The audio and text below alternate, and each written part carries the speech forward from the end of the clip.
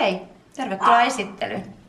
Hei, minä olen Maria Luotio Kiinteistömaailmasta ja tänään esittelen teille Kalliolan kadulla sijaitsevan kerrostalo 4.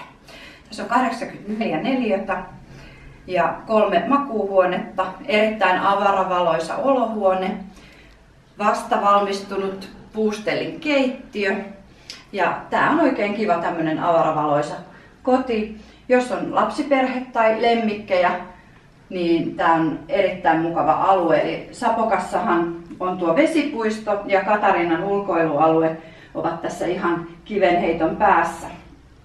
Eli asut täällä lähellä palveluja ja silti lenkkipolku lähtee tuosta ihan parvekkeen alle. Puustelin keittiö on valmistunut 2014 helmikuussa ja tämä kyllä täyttää vaativammankin kotikokin toiveet.